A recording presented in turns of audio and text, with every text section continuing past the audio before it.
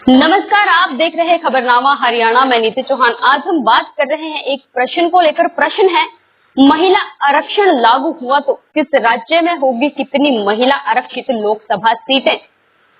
संसद के विशेष सत्र में महिला आरक्षण विधेयक लोकसभा में पेश होगा। यदि ये बिल पास हुआ तो लोकसभा और राज्यसभा की विधानसभाओं में महिलाओं के लिए 33% सीटें आरक्षित हो जाएंगी। यदि ऐसा हुआ तो आगामी चुनावों में कई राज्यों का गणित बदला नजर आएगा। महिला आरक्षण बिल एक बार फिर से चर्चा में है।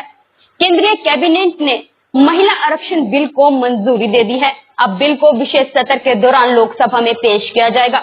27 सालों से लंबित महिला आरक्षण विधेयक लाने के लिए विपक्ष लगातार जोर दे रहा है।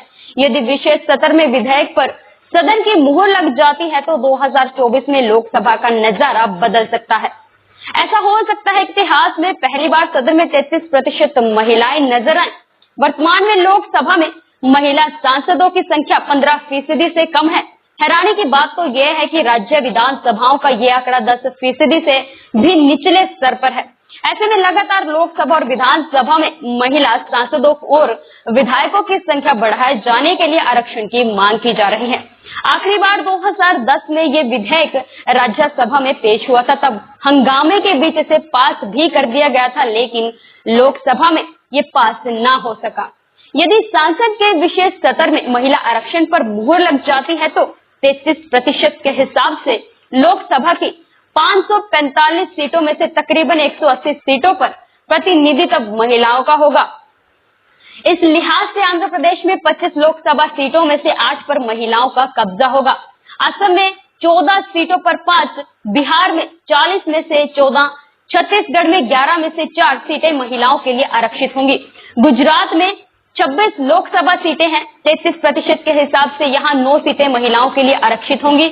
हरियाणा में 10 सीटों के लिहाज से 4 और हिमाचल में 4 सीटों के हिसाब से तकरीबन 1 सीट महिला आरक्षित हो सकती है। जम्मू में 5 लोकसभा सीटें हैं, इनमें से 2 महिलाओं के लिए आरक्षित की जा सकती है। 16 सीटों वाले झारखंड में यह आंकड़ा 5 तक पहुंच सकता है। कर्नाटक में 28 सीटों के मुताबिक 9 और केरला में 20 सीटों में से 7 महिला आरक्षित हो सकती है।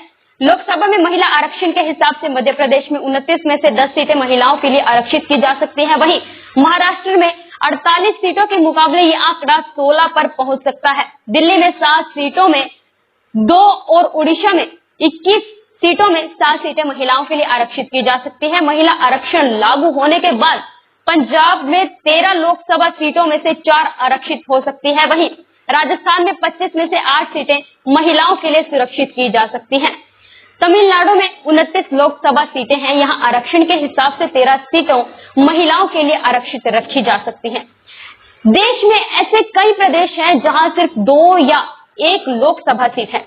इनमें से अरुणाचल प्रदेश में 2, गोवा में 2, मणिपुर मेघालय में 2-2, मिजोरम, नागालैंड, पुडुचेरी, सिक्किम में 1-1, त्रिपुरा में 2 लोकसभा सीटें हैं।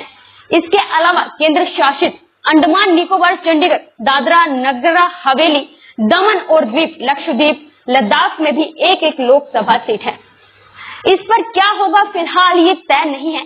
आप लोगों की जानकारी के लिए बता दें कि लोकसभा में 545 सीटें हैं। इनमें से महज 78 सीटों पर महिला सांसद चुनी गई हैं। आंकड़ों के लिहाज से देखें तो यह आंकड़ा 15% से भी कम है। राजस्थान में भी ये हालत है। वहां भी तकरीबन 14% ही महिला सांसद हैं।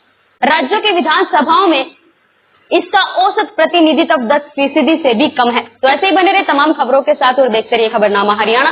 नमस्कार।